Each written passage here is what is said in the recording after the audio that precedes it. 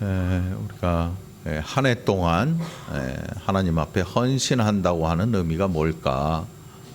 여러분들 각자 또 마음에 그려보고 생각하면서 이 한 해도 참된 헌신자로 하나님 앞에 드려지기를 간절히 바랍니다.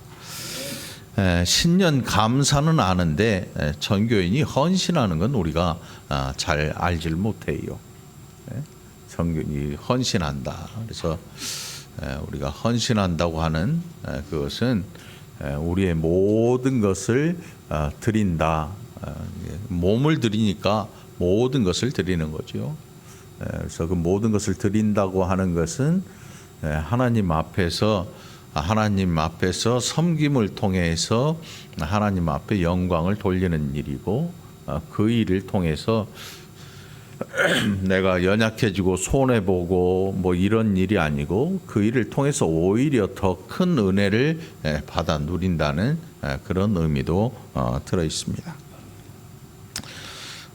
제가 이 본문을 선택하면서 지난 해들 언제 우리가 구약 성경이 시작되었나 살펴봤더니 2020년 11월에 첫 창세기 1장 설교가 시작됐더라고요. 그래서 우리가 지난주 마지막 주 주일에 오전 때에 말라기까지 살펴봤잖아요.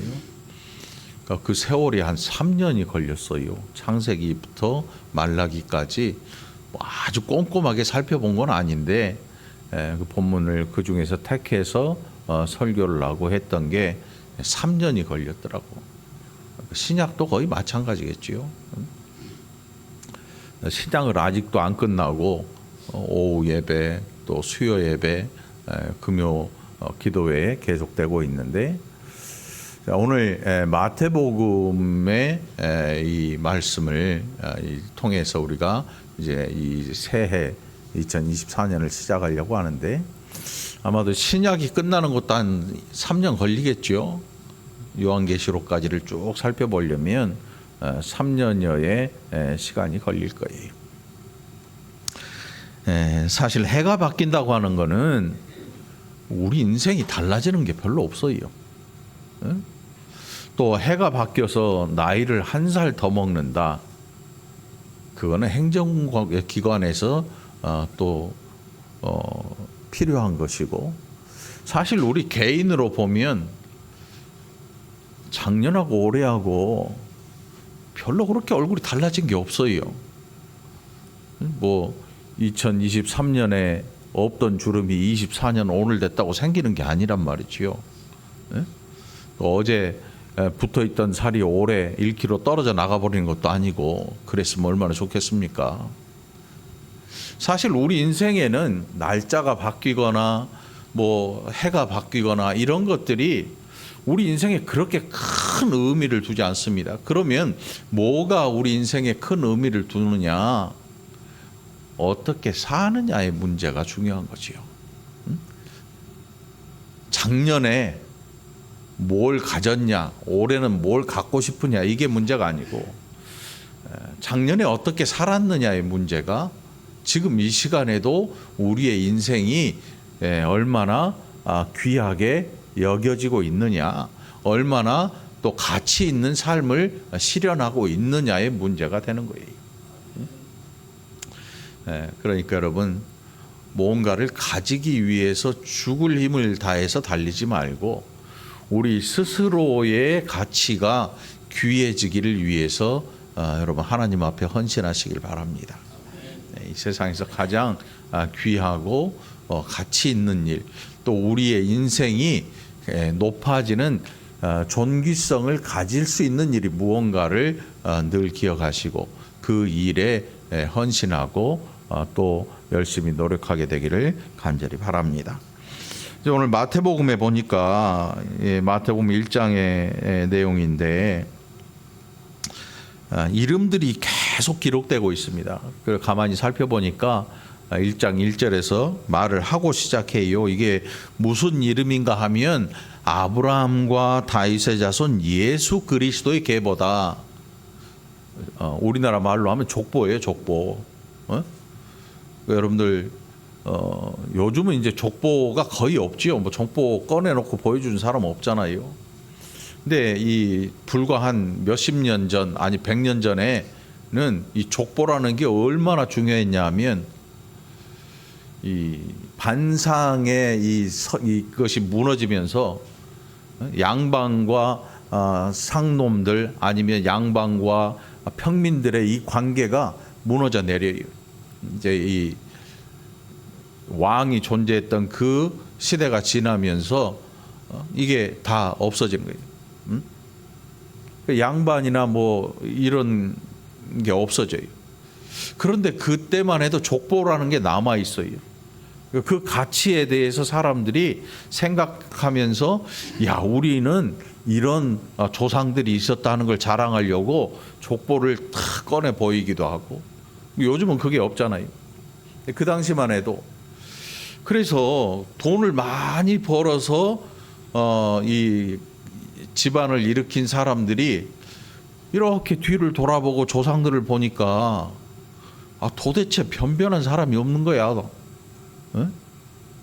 옛날에 여러분 이름도 좋게 안 졌어요. 양반들은 뭐 한자로 이름을 짓고 그랬는데 그렇지 않은 사람들은 이름 대충 졌어요. 돌쇠, 먹쇠, 먹다 태어나면 먹쇠, 돌 줍다 태어나면 돌쇠, 뭐 이래요. 이름이 다. 그 마지막 태어났으니까 막내, 김막내, 뭐 이름이 다 이래. 그러다 보니까 그분들이 돈은 많은데 야, 이거 우리도 조상이 좀 있어야 되지 않냐 해가지고 남의 족보를 사와요. 가짜죠, 가짜. 자기 조상 아닌 남의 족보를 사와서 이름만 바꿔요. 이름만. 우리 조상이 옛날에 이랬다. 그리고 시간이 오래 지나니까 이게 확인할 방법은 없는 것 같은데 뒤져보면 다 나와.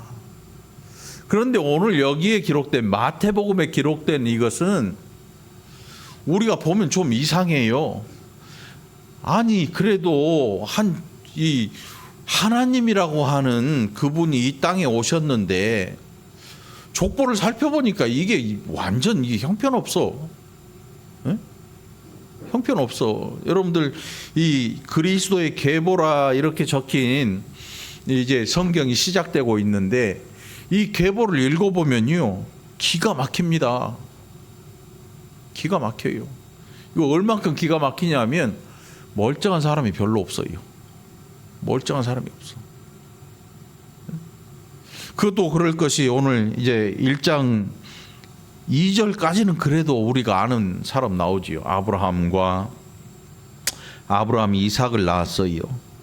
그러니까 아브라함이 누구냐면 하나님이 창세기에 보면 하나님이 아브라함을 부르셔서 내가 너에게 복을 주마. 너를 통해서 내가 하늘의 별과 같이 땅의 이 해변의 모래와 같이 무수한 많은 민족들을 내가 이루어낼 거야. 너는 나와 언약을 하자 해가지고 약속을 합니다. 하나님께서 약속을 하셔요. 하나님 나라를 이루시겠다고 약속을 해요. 그래서 구약의 백성들이 언약자손이라고 불려요. 언약자손. 우리도 마찬가지 약속이 있는 백성들이거든요. 그 언약자손이라고 부르신 거 그거 알아요. 그래서 아브라함의 하나님, 이삭의 하나님, 야곱의 하나님 이렇게 부르잖아요. 우리가 하나님을 아브라함의 하나님, 이삭의 하나님, 야곱의 하나님 이렇게 부르는 이유는 다른 거 아무것도 없어요. 아는 사람이 3명밖에 없어서 그런 게 아니고 이 세 사람들이 하나님의 언약을 가지고 자손들에게 전해줬기 때문에 그래요. 언약에 대한 이야기예요. 아브라함과 이삭과 야곱의 하나님.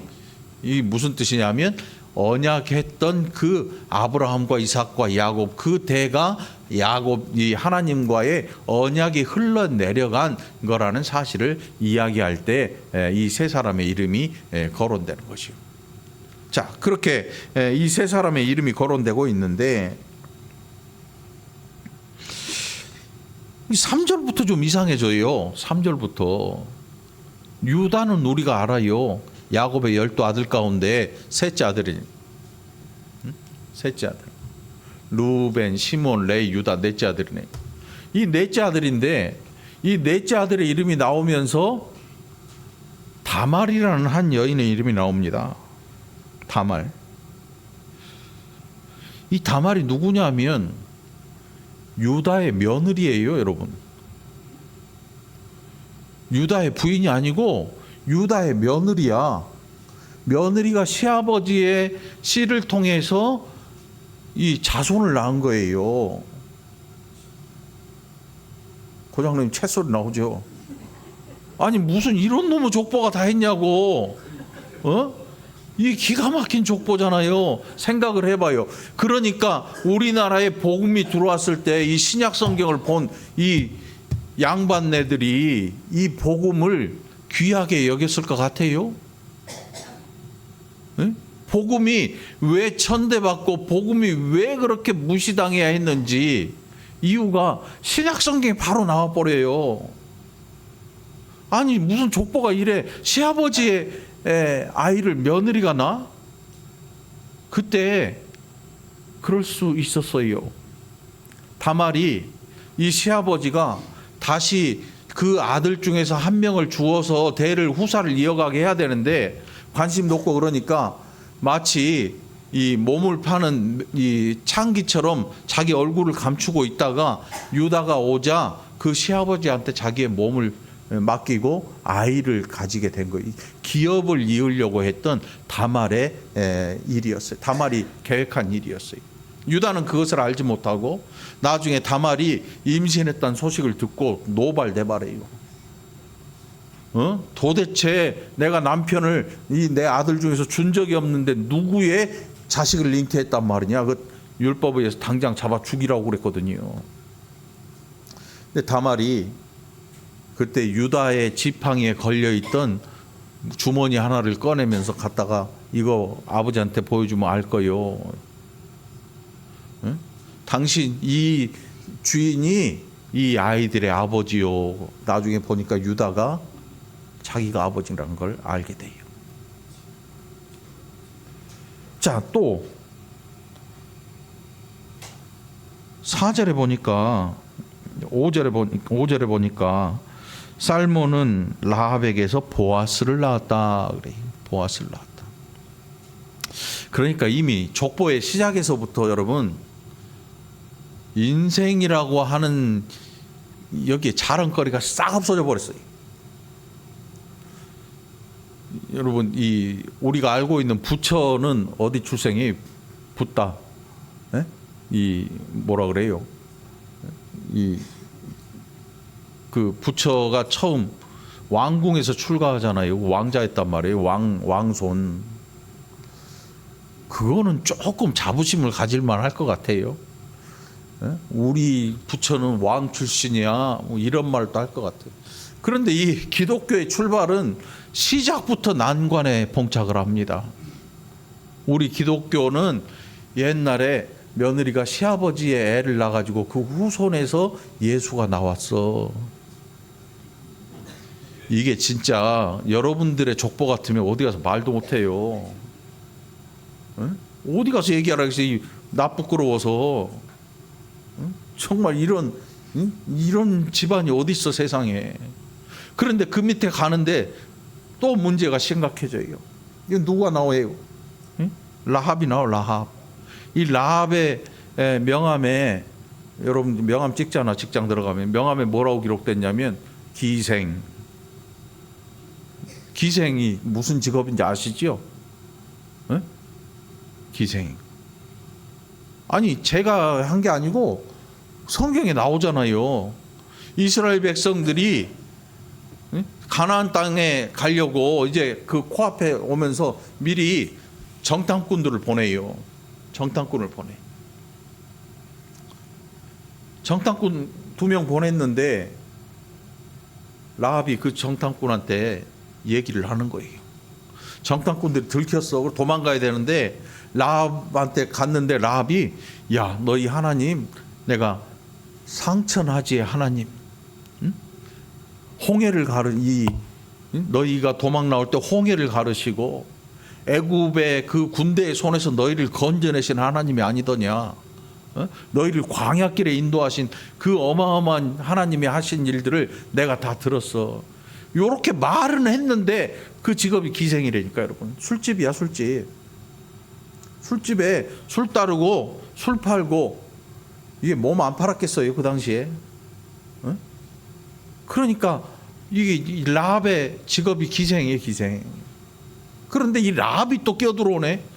이 안 그래도 자랑 못할 족보인데 라합이 또 끼어들어와. 더 할 말을 잃어버려. 거기에서 보아스라는 사람이 태어났다. 그러니까 이 원래 성경 그 족보를 보면 어떻게 기록되냐면 남자 아버지의 이름이 기록되면서 아브라함이 이삭을 낳고 이삭이 야곱을 낳고 이렇게 나가요. 이게 그 앞에 2절에도 그렇게 돼 있잖아요.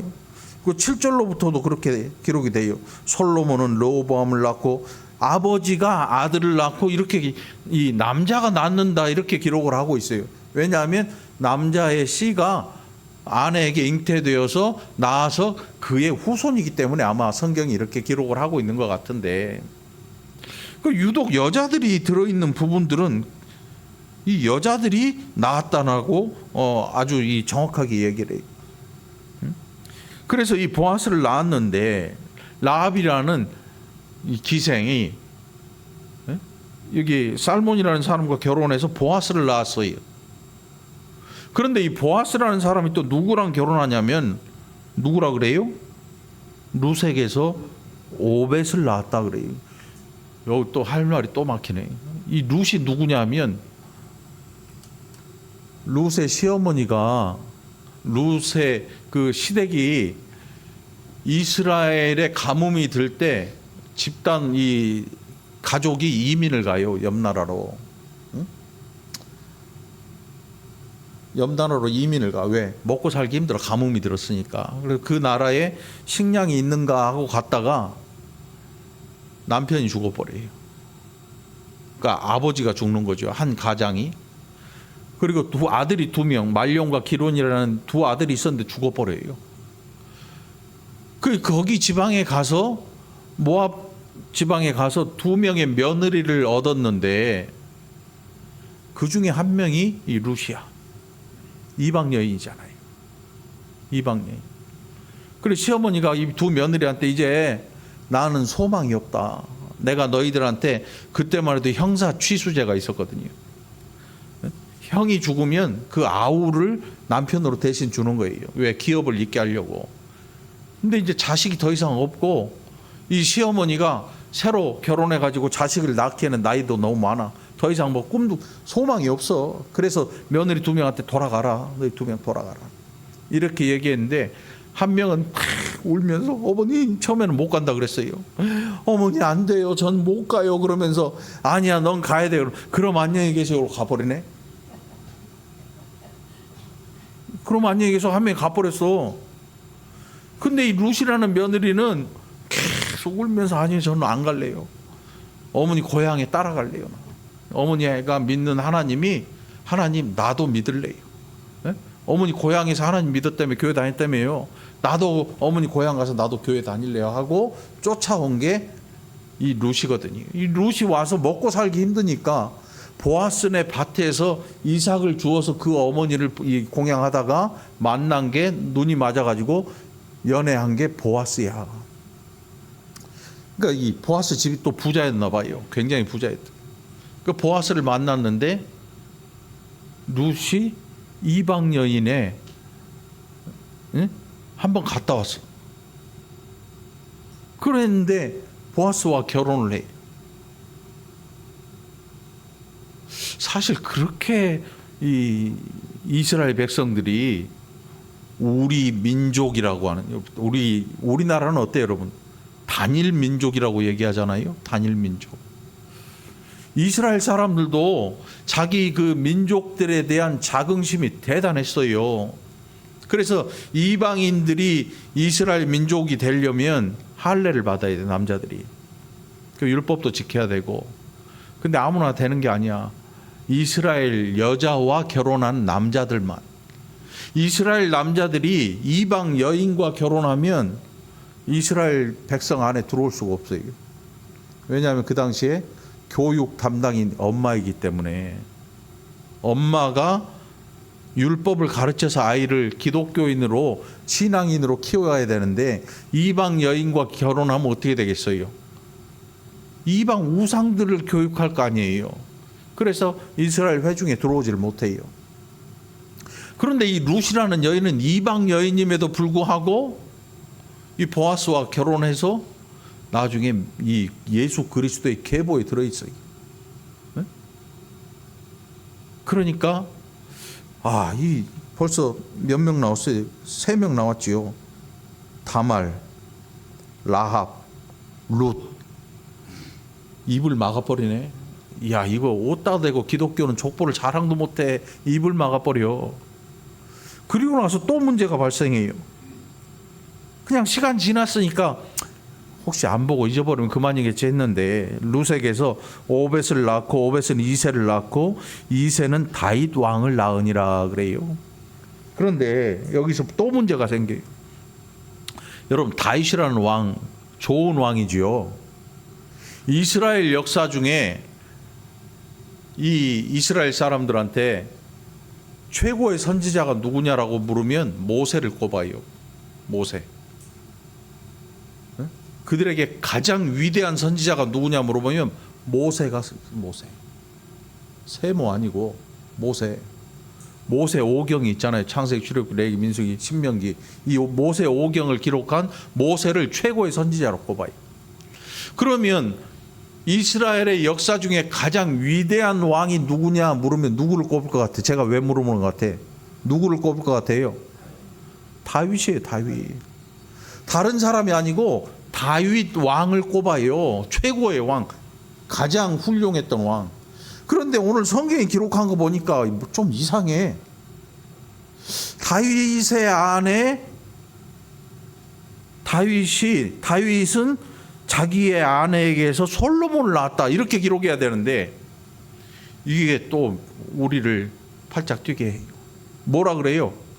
다윗은 우리아의 아내에게서 자기 아들을 낳아버렸네. 미쳐버리지요. 어디 쥐구멍이라도 들어가고 싶은 족보잖아요. 사실 생각을 해봐요. 아니, 다윗은 자기 아내에게서 솔로몬을 낳았다 이러면 얼마나 좋아. 사실은 이 밧세바라는 여인이에요. 우리아의 아내가. 그러면 차라리 족보를 기록할 거면 다윗은 밧세바에게서 솔로몬을 낳고 이렇게 기록하면 낫잖아. 요즘 신문들이나 언론들 이렇게 뭐 기록한 거 보면 이런 수법들을 많이 쓰잖아요. 우리아의 아내에게서 이렇게 써버리면 들통나니까 뭐라고 쓰냐면 밧세바 이름만 석자 딱 써놓고 밧세바에게서 솔로몬을 낳았다 그러면 모르는 사람들은 밧세바는 여자가 다윗의 부인이었네 이렇게 넘어갈 텐데 성경이 그렇게 안 하고 다윗은 남의 아내한테서 자기 아들을 낳았다. 와, 정말 해도 너무한 거 아니야 이거. 마태가 이 마태복음을 기록했잖아요. 이 마태가 제정신이 아니든지 뭔 일이 있는 거지. 어떻게 족보를 이렇게 기록할 수가 있지? 그것도 예수 그리스도의 족보를 하나님이라고. 나중에 보면 마태가 뭐라고 하냐면 하나님이라고. 예수 그리스도는 하나님이야. 그런데 족보를 이렇게 기록을 하고 있으니 기가 막힐 일이죠. 다윗은 남의 부인한테 자기 아들을 낳았다. 밧세바 이름도 아니고 우리아의 아내라고 정확히 기록을 해요. 다윗이 왕이 된 이후에 나라가 든든히 서가고 든든히 서가요. 그리고 이제 그 나라를 다스리는 그 왕권이 강력해질 때예요. 그리고 다윗이 이제 왕궁 옥상에 이렇게 바람 쐬고 있는데 왕궁 저 밑에 보니까 그때는 왕궁 주변에 이렇게 귀족들 집이 있고 그랬으니까 장군들이나 이렇게 보니까 웬 여자가 목욕을 하고 있어. 요즘 노천탕도 홀딱 안 벗잖아요. 이렇게 보니까 목욕을 하고 있어. 웬 여자가. 보니까 얼굴이 겁나 이뻐. 그러니까 다윗이 쫓아가서 범해버려요. 왕이기 때문에 그 당시에는 누가 막을 사람도 없었어. 진짜 충신들이 옆에 있었으면 칼 잡고 막았겠지. 아니 이거는요, 이 당신이 범할 만한 그런 이 여자가 아니고 당신의 충신 우리아라고 하는 장군의 아들입니다. 아, 장군의 부인이에요. 그러니까 이러면 안 돼요. 왕이셔. 이렇게 하지 마십시오. 이랬으면 좀 나았을 텐데 왕이 가서 범해버려요. 그걸 아무도 안 말렸어요. 그리고 아이가 태어났는데 죽어요. 우리아에게서 한 아이가 태어났는데 죽어. 그리고 두 번째로 태어난 아이가 솔로몬이에요. 근데 이 일로 다윗이 대성통곡을 하고 개고생을 해요. 하나님께서 나단이라고 하는 선지자를 보내셔서 얘기를 합니다. 내가 아는 사람 중에 말이에요, 양 100마리 가진 사람이 있고 그 옆집에 양 1마리 가진 사람이 있었어요. 그런데 집에 손님이 오는데 이 사람한테 양 1마리를 잡아서 대접을 하는데 이 양 100마리 가진 사람이 있잖아요. 그 옆집 양을 갖다가 줘버렸어요. 먹으라고. 이게 말이 됩니까? 나단 선지자가 다윗한테 얘기를 하니까 다윗이 성질을 내면서 어디 그런 인간 말종이 다 있대? 내가 가만 안 둘게. 누구야 어디야? 이렇게 얘기하니까 나단 선지자가 너잖아. 이렇게 얘기를 해요. 당신이 우리아의 아내를 빼앗았지 않소? 그것도 부족해서 그걸 감추려고 우리아를 전쟁터 한복판에 성벽 밑으로 일부러 보내어서 거기서 무기에 흉기에 맞아 죽게 하지 않았소. 사실 다윗은 아무도 모를 줄 알았어요. 자기 부하 몇 명 시켜가지고 이 우리아를 저 성벽 밑으로 일부러 적진해서 활 쏘고 창 던지는데 그 밑으로 보내면 아무도 모를 줄 알았어. 나단 선지자에게 하나님이 말씀하셔서 나단 선지자가 다윗을 찾아온 거야. 그리고 말씀하시는 거예요. 네가 양 100마리 갖고 있는데 옆집 1마리 뺏어가지고 잡아먹은 거 아니냐 너. 네가 바로 그 인간 아니냐. 다윗이 그때 그 나단 선지자의 이야기를 듣고 대성통곡을 하고 회개를 해요. 대성통곡을 해요. 여러분 잘 들어보세요. 이 대성통곡하는 게 회개, 우리가 회개하면 어떤 분들이 얘기하는데 그 죄를 뭐 통탄하면서 막 눈물을 흘리고 땅을 치고 막 떼굴떼굴 구르고 죄를 회개했다고 그래요. 그런데 다윗은 거기에서 끝나지 않고 하나님 뭐라고 하시냐면 네가 백주 대낮에 우리아를 죽였지 않냐, 우리아의 아내를 범했지 않냐, 네 아들이 반란을 일으켜서 백주 대낮에 너한테 있는 모든 후궁들을 백주 대낮에 허벌판에서 다 범하게 할 거야 내가. 무슨 뜻이냐면 너 우리아 이 우리아 잡아 죽이고 이 밧세바란 여인 뺏어가 가지고 네가 하고 싶은 거 다 했지. 그에 대한 죄의 책임을 내가 물을 거야. 하나님 말씀하셔. 나중에 아들 중에 하나가 반란을 일으켜서 다윗이 도망다녀요. 그러면서 들려오는 소식이 뭐냐면 아드님이요, 당신이 데리고 있던 후궁들을 백주 대낮에 다 범했어요. 아버지의 첩들을 아들이 범한 거예요. 어떤 입에 올리기도 창피하잖아. 응? 쉬쉬해야 되는데 성경에 다 기록됐다니까요. 제가 어떻게 알겠어요? 쉬쉬하는데 성경에 다 기록이 돼버렸어. 기가 막힐 일이지. 응? 기가 막힐 일이야. 그게 우리아의 아내 밧세바라는 여인이에요. 그러니까 그 당시에 여자들은 힘이 없어. 노래도 있잖아. 엄마 이러지 마세요. 우리 엄마 하시면 큰일이 나요. 밧세바가 거부해도 소용이 없어요. 그런데 아마 거부를 했는지 안 했는지 알 길이 없고 아무튼 자식을 낳았는데 죽었어. 다윗이 그때도 울었어요. 그 솔로몬 낳고 엄청 좋아했어. 지금 그 이후의 이야기가 중요한 게 아니고 오늘 이 그리스도의 계보라고 하는 족보에 나오는 여인들을 가만히 보면 멀쩡하지 않아. 자, 16절이 야곱은 마리아의 남편 요셉을 낳았으니 마리아에게서 그리스도라 칭하는 예수가 나셨다. 그런데 그 밑에 이제 기록이 중요한데 마리아는 좀 달라요. 마리아는 좀 달라. 마리아 동정녀라 그러지요. 동정녀. 동정녀. 왜 동정녀가 중요한가 하면 성령으로 잉태돼서 이 땅에서 출생한 이 일이 중요하거든요. 그래서 마리아의 이름이 기록되고 그 밑에 18절로부터 이것을 내용을 기록하고 있어요. 자, 이 앞에 네 여인과 마리아는 많이 달라요. 사뭇 달라요.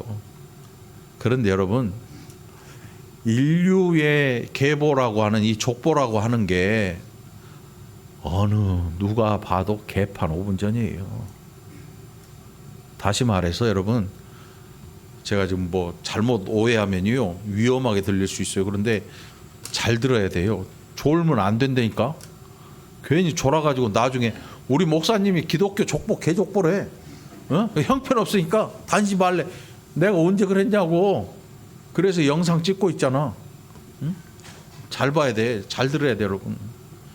왜 인간의 이 계보 족보가 개판 5분 전인가 하면 죄인들, 아담 이후로 타락한 죄인들의 족보이기 때문에 거룩한 족보가 나올 수가 없어요. 어떻게 죄인한테 거룩한 족보가 나오겠어요? 여러분 교도소에 갔다 온 사람들 처음에 한 번 갔다 오면 또 두 번째 안 가려고 조심을 해요. 그런데 두 번, 세 번 갔다 오잖아? 그러면 그때부터 별 자랑을 해. 학교 다녔습니다 그래. 교도소 학교라 그러잖아요 여러분들. 학교에 갔다 올게. 별 하나 붙이고 오는 거지. 전과 뭐 사범 별 4개 별 5개 이렇게 얘기를 해. 타락한 인류라고 하는 게 여러분, 내가 좀 마음 먹고 이번엔 교도소 안 가야지, 이번엔 죄 안 져야지, 이번 나쁜 짓거리 안 해야지, 마음 먹는다고 되는 게 아니고 우리의 심령 자체가 타락해 있기 때문에 가능성이 제로인 거예요. 제로. 아담의 타락 이후로 모든 인류는요 하나님 앞에 나갈 길이 꽉 막혀버리고 어느 누구도 하나님 앞에서 의롭다고 여길 만한 사람 자체가 없어요. 그래서 동정녀의 이 마리아의 몸을 통해서 성령으로 잉태하신, 다시 말해 인간의 유전적인 방법으로는 의인이 탄생할 수가 없거든요. 그래서 성령으로 잉태하셔서 이 땅에 오신 거예요. 예수 그리스도께서. 죄에 오염되지 않게 오신 게 성령으로 잉태되어서 오신 사건이거든요. 그 일에 마리아가 있었단 말이죠. 자, 여러분 오늘 헌신 예배잖아요. 신년 감사 및 헌신 예배.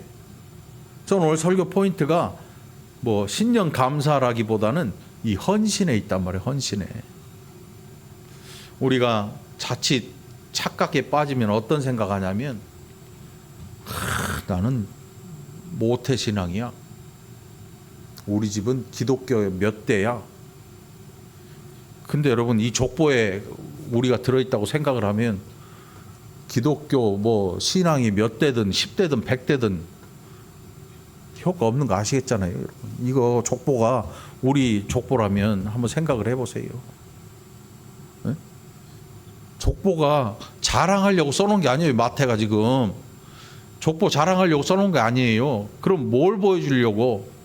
봐라 인생들아, 너희 가운데 이 족보들 봐라. 멀쩡한 사람 있냐? 그런데 하나님이 하시는 일은 이 너희들의 인생들을 다 아시고 그럼에도 불구하고 너희들의 후손의 가운데 메시아가 나오시도록 하나님이 역사하셨다. 이걸 보여주고 하자는 거예요. 마태는요, 우리의 예수님은 엄청나게 좋은 가문의 사람이고 족보도 기가 막히고 왕의 후손이고 막 이걸 기록하려고 쓴 게 아니라는 거예요. 봐라 이 죄인들아, 죄인들 가운데서 죄 없이 태어나게 하신 그 능력이 어디로부터 왔겠느냐? 하늘로부터 오신 거다. 그리고 하늘로부터 오신 그 능력으로 이 땅에 예수 그리스도가 탄생하시는데 그분은 죄에 오염되지 아니하셨다. 그래서 그분은 완전한 구세주로 부족함 없는 분으로 이 땅에 오신 분이다. 여러분 헌신하면서 나 정도는 돼야 헌신하지 이런 분이 계시면 헌신 못해요. 잘못된 거야. 왜냐하면 우리 자신이 완벽한 거룩한 경건한 그런 존재가 아니거든요. 그런 존재가 아니에요. 여러분 우리가 아무리 죄 안 지려고 해도 거룩하게 살려고 해도 여러분 꿈 꾸잖아. 꿈 꿔봤어요? 네? 꿈 안 꾸는 거는 여기에 계신 분이 아닌 거야. 돌아가신 분 꿈 안 꾸겠지. 모든 사람은 잘 때 꿈 꿔요. 그러면 나는 성경 보니까 여자를 멀리하겠어. 청년들 막 근데 꿈속에서 웬 이쁜 여자가 홀딱 벗고 댐비네. 어떻게 해? 꿈속에서도 죄를 범해요. 그런데 그 꿈속에서 딱 끝나버리면 되는데 그 생각을 하루 종일 하고 돌아다니면서 여자들을 찾아보니까 이상한 마음이 막 드는 거야. 예수님 뭐라고 하셨냐면 너희가 죄를 나가서 짓는 게 그것만 죄가 아니고 너희 마음속에 가지고 있는 그 죄에 대한 생각이 이미 죄를 범한 것이다. 이렇게 얘기를 해요. 그래서 가장 더러운 게 뭐냐? 먹고 뒤로 나오는 배설물이 아니고 너희의 그 마음속에 들어있던 죄가 입 밖으로 튀어나오는 그게 더러운 거다. 이렇게 말씀하거든요. 그러니까 여러분 하나님 앞에 헌신한다고 하는 게 내가 거룩하니까 하나님 나 이 일 시키 이거 아니고 하나님께서 하시는 말씀 뭐냐면 내 앞에 나와 있는 죄인들아 너희는 내 앞에서 자랑하지 말아라.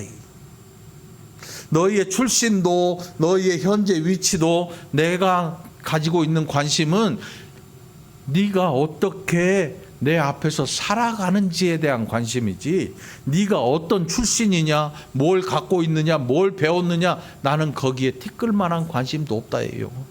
마태의 족보를 읽어보면 그게 드러나잖아요. 우리 인생들이 어떻게 하나님의 족보 안에 들어갑니까? 족보 안에 갔는데 완벽하지가 않아요. 문제가 많고 죄가 많고 엉망진창이지요. 그럼에도 불구하고 하나님이 구원자이신 메시아, 구약에 예언됐던 그 메시아를 실패 없이 보내셔요. 어떤 사람은 그럴지 몰라요. 야, 나 아니면 뭔 될 줄 알아? 너 아니어도 돼. 하나님이 그러시는 거예요. 우리 다 그래요, 여러분. 그러니 조심해야 돼요. 우리가 하나님 앞에 납작 엎드리고 겸손해야 되는 이유는 다른 거 없어요. 내가 교만해질 때 여러분 마태복음 이 족보를 1장만 읽어보면요, 내가 왜 하나님 앞에 겸손해야 하는지를 금세 알 수 있어요. 하나님께서 마태를 통해서 야, 내가 보낸 예수라는 내 아들은 이렇게 훌륭한 족보에서 태어났다, 이런 말씀을 하려고 한 게 아니고, 내 아들은 이 죄악된 인간의 역사를 하나님께서 구원하시기 위해서, 이 죄악된 인생들을 구원하기 위해서 내가 내 아들을 무죄한 자로 이 땅에 보내기로 약속했다, 이 말씀이거든요. 근데 우리는 자꾸 우리 자신을 속이고 덮어요. 그런데 그래가지고 소용없어요. 그게 안 돼요. 그러니 올 한 해 하나님 앞에 헌신하시기를 원하는 여러분, 겸손히 하나님의 음성에 귀를 기울이고 우리 자신을 잘 돌아보고 하나님 앞에 납작 엎드려서 감사할 수 있기를 바랍니다. 감사하시기 바랍니다. 우리가 자랑할 게 뭐가 있겠으며, 우리가 내세울 게 뭐가 있겠으며, 아무것도 없어요. 아무것도 없어요. 그러니 오늘 헌신하는 저와 여러분이 하나님 앞에서 나 일 잘하죠 하나님, 나 일 열심히 하잖아요, 나 좀 봐봐요, 이게 아니고 하나님 이 지경인 우리를 하나님이 거룩한 일에 쓰셔서 감사합니다. 이게 되죠. 목사인 저도 마찬가지고, 우리 장로님, 권사님, 집사님 다 마찬가지고, 성도님들 다 마찬가지죠. 네? 어느 누구 하나, 어느 인생도 하나님 앞에 엎드리지 않을 인생이 없어요. 늘 감사하시기 바라요. 하나님, 이 죄인을 이 거룩한 일에, 이 정말로 하나님 일에 사용하게 써주셔서 저는 감사밖에는 드릴 말이 없습니다. 늘 감사하시길 바라요. 네? 늘 감사하십시오. 그리고 하나님이 주신, 맡겨주신 귀한 직분에 자부심을 가지고 일하시기 바라요. 교만하지 말고 겸손하게 자부하면서 이 일에 헌신하기를 간절히 축원합니다. 오늘 이 본문의 내용은 예수 그리스도의 계보라고 기록이 되어 있고, 오늘 우리를 놓고 이야기한다면 뭐라고 얘기할 수 있을까요? 하나님의 나라를 이루어가는 사람들. 저와 여러분이 하나님의 나라를 이 땅에서 지금 이루어가고 있는 거예요. 성경에 보면 하나님의 교회가 서로 이렇게 연결되어 건축되어 간다고 기록을 하고 있어요. 저도 여러분도 연결되어서 지어져 가고 있는 거예요. 그 중에 잘난 것도 없고 못난 것도 없어요. 예수 믿고 여러분 감사밖에는 드릴 게 없잖아요. 어느 누구도 자신을 학대할 필요도 없어요. 어느 누구도 자신을 과대평가도 하지 말고 과소평가해서 학대하지도 말고, 하나님 앞에서 죄인임을 고백한 사람들이 이제는 모여서 즐겁고 기쁘게 하나님의 일에 엎드려 헌신하는 거지요. 맡겨주셔서 감사합니다.